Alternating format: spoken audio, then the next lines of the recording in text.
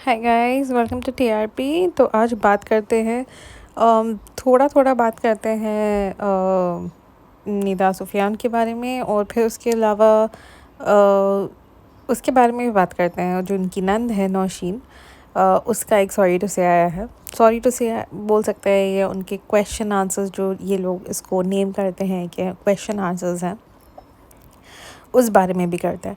Well, Nida Sufiyan का तो इस समय कुछ ख़ास है नहीं जैसे बात करने के लिए, बिकॉज़ बहुत ही ज़्यादा लो एफर्ट, लो कैटेगरीड कंटेंट आ रहा है इनका। अगर आपको पता है तो पिछले आई थिंक 2-3 टाइम से, हाँ, कम से कम ये पूरा हफ़्ता मुझे लगता है इन्होंने सिर्फ प्रैंक्स किए हैं।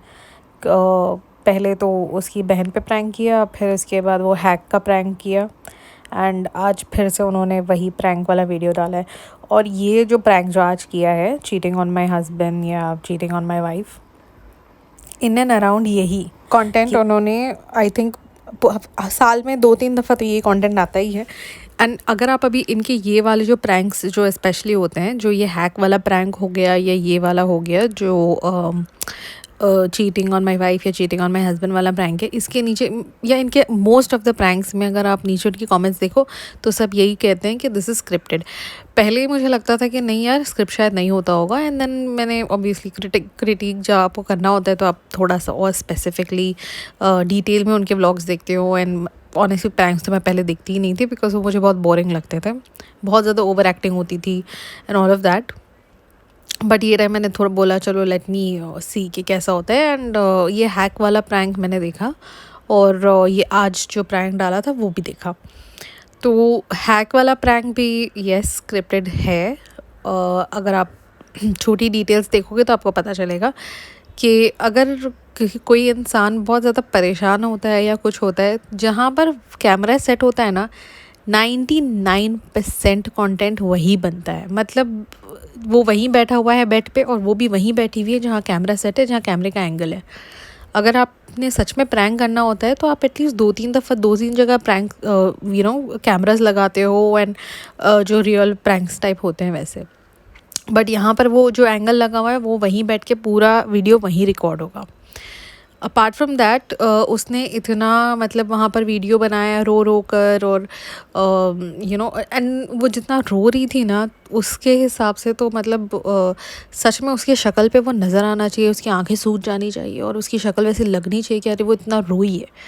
बट जब प्रैंक ख़त्म हो जाता है और वो जाकर दूसरे रूम में बैठती है, जब जब प्रैंक ख़त्म हो जाता है, यानी कि जब उनका जो कंटेंट जो शूट करना था वो ख़त्म हो चुका है, अब उसके हाथ में फ़ोन है और वो रिकॉर्ड करे, तब वो बाहर जाकर बैठती है।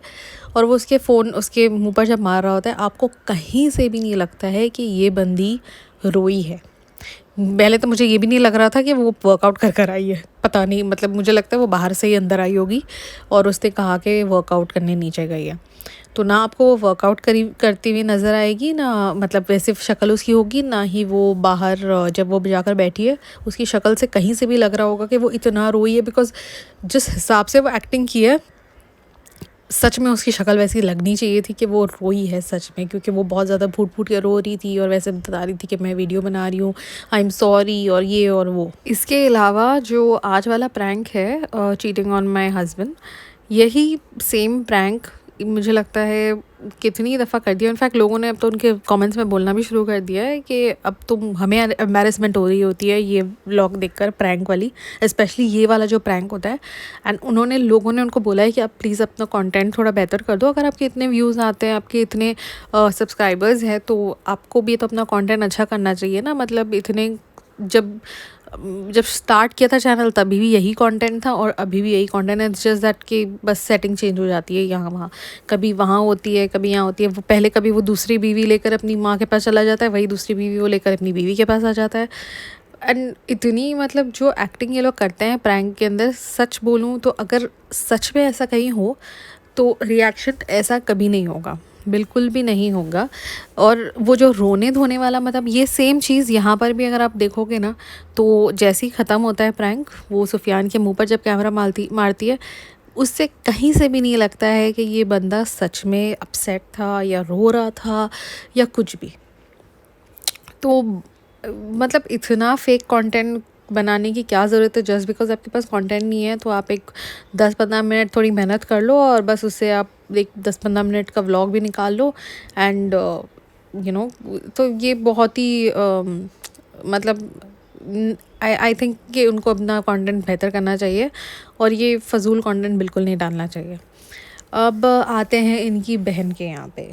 तो पहले तो ये पूरा सीरीज़ ऐसे शुरू हुआ था कि सॉरी टू से बोला गया था, जैसे क्वेश्चन आंसर्स या सॉरी टू से व्हाटएवर, जो मैंने अपने लास्ट पॉडकास्ट में भी उसका रिएक्शन डाला है कि उसको जब सवाल पूछा गया निदा को कि आप अपने ससुराल क्यों नहीं जाती हो, तो उसने कहा कि मैं नहीं जाती हूँ क्योंकि मेरे नंद भी होती है वहाँ पर और ये और वो।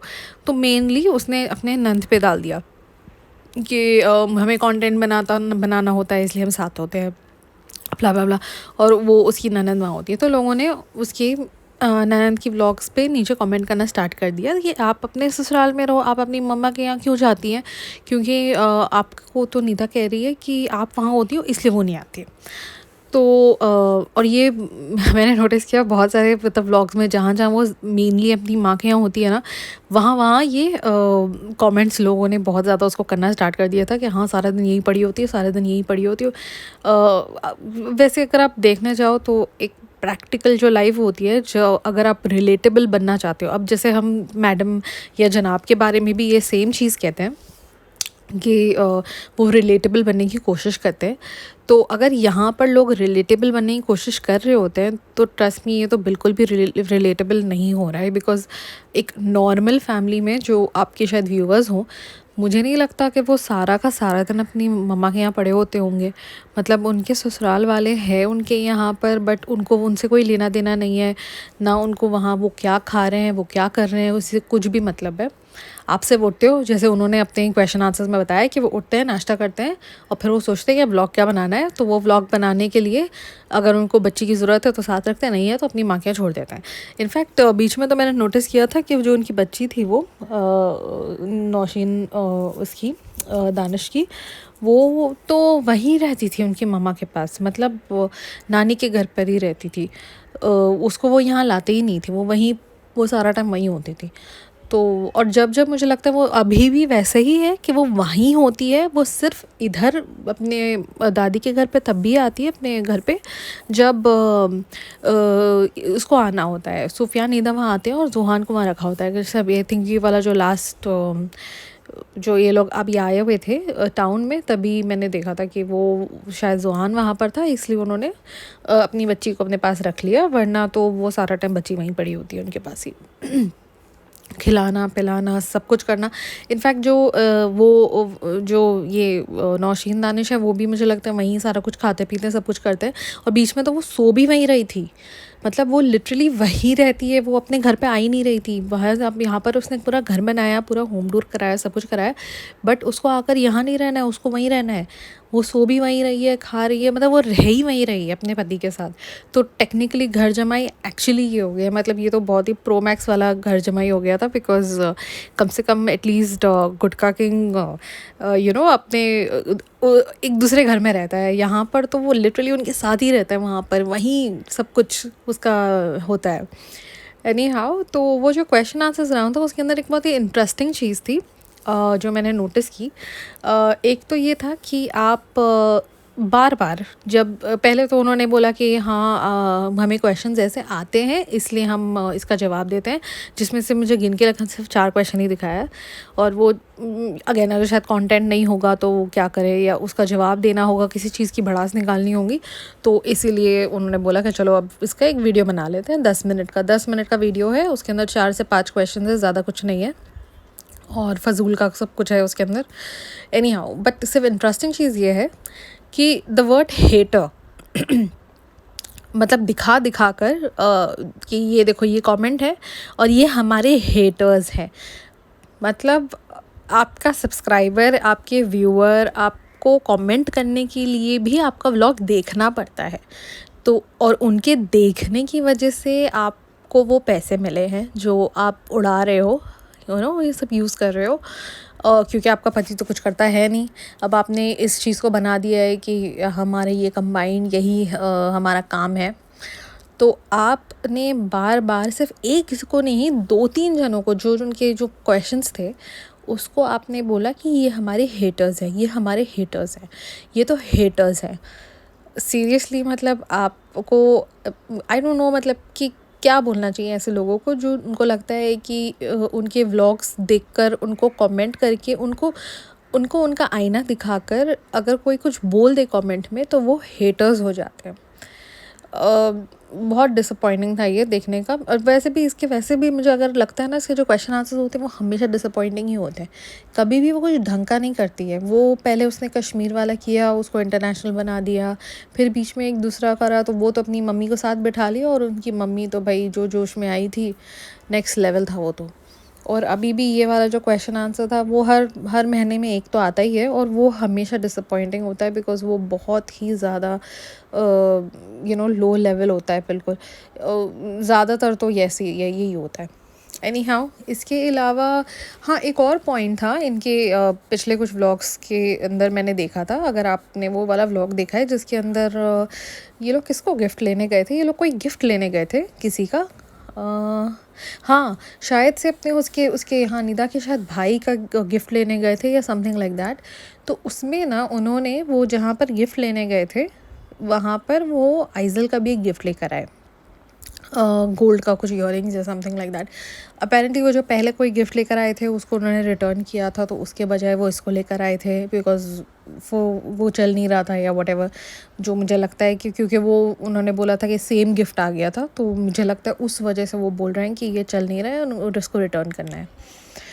तो वो जब लेकर आए ना, तो सुफियान ने एक बात बोली थी कि लड़कियों के लिए गोल्ड वगैरह में देना अच्छा होता है, दहेज के लिए काम आता है, दहेज जमा करने के लिए। तो ही यूज़ द वर्ड दहेज। आई मीन मुझे लगता है कि जो ये इन्फ्लुएंसर्स है, अगर वो अपने 10 मिनट का भी कंटेंट बना रहे हैं तो उनको ये चीज़ बहुत ही ज़्यादा माइंड में रखना चाहिए कि आप इन्फ्लुएंसर्स हो। आपको अगर आपके सब्सक्राइबर्स अप्रॉक्सीमेटली अभी 8 मिलियन होने लगे हैं, तो 8 मिलियन लोग को आप क्या दे रहे हो, आपको बहुत ही साउंडफुली ये सोचना चाहिए कि अच्छा मतलब हमने ये बोलना है हमारे मुंह से। आप बस रैंडमली कुछ नहीं बोल सकते हो। जैसे इनकी बहन रैंडमली बोल रही थी या सोचकर बोल रही थी, I don't know, but haters haters haters. और इन्होंने भी रैंडमली एक स्टेटमेंट बोल दिया कि हाँ दहेज के लिए काम आएगा। सो आर यू प्रमोटिंग दहेज या क्या है? मतलब आपको ये एक्सप्लेनेशन देना चाहिए because this is not right. Any how, ये थोड़ा बहुत ही था ओवरव्यू चीज़ों का, बिकॉज ज़ाहिर सी बात है अगर वो सिर्फ प्रैंक्स ही आएंगे तो उसके ऊपर तो कुछ भी रिएक्ट करना बनता नहीं है, बिकॉज इतने थर्ड क्लास प्रैंक्स का क्या ही रिएक्शन दें। तो इसके अलावा मैं सोच रही थी कि मैं भी शायद चालू अपी का भी थोड़ा सा रिएक्शन स्टार्ट कर दूं, बिकॉज मैं उनके व्लॉग्स तो देखती हूँ और बहुत टाइम से देख रही हूँ। एंड उनके व्लॉग्स में भी रिसेंटली अगर आपको पता है तो उनकी मम्मी ने एक स्टेटमेंट दिया कि जनाब 2.0 को कि हाँ उतारते ही तुम्हारी माँ को दे दिया था वो कपड़े। सो वो एक चीज़ हुई थी and I was disappointing again. तो मुझे थोड़ा सा था कि इसके ऊपर भी रिएक्ट करना चाहिए, बट एंड ऑब्वियसली जो रेडिट पे भी डेल्टा वाला इशू चल रहा है, तो मैंने सोचा चलो उसके ऊपर भी थोड़ा सा बात कर लेते हैं। बट बहुत सारे दूसरे रिएक्शंस वीडियोस आते हैं लोगों के एंड उन्होंने कर दिया है, तो फिर मैंने सोचा ठीक है जाने दो। तो इनका तो थोड़ा सा था, तो मैंने बोला चलो एक वीडियो आज बना ही लेती हूँ। एंड क्योंकि अब मेरी काफ़ी बेटर हो गई है, वरना लास्ट मेरी जो पॉडकास्ट था उसके अंदर मेरी आवाज़ बहुत ही ज़्यादा वियर्ड थी क्योंकि मुझे खांसी हो रही थी तब, तो इसीलिए। तो thank you so much everyone. Please अपना फीडबैक डू शेयर करिए मेरे साथ, बिकॉज मैं रियली सोच रही हूँ कि आप लोग का कोई फीडबैक आए, मुझे कमेंट्स आए, सो हम भी उसके ऊपर वर्क कर सकते हैं। Thank you so much, bye.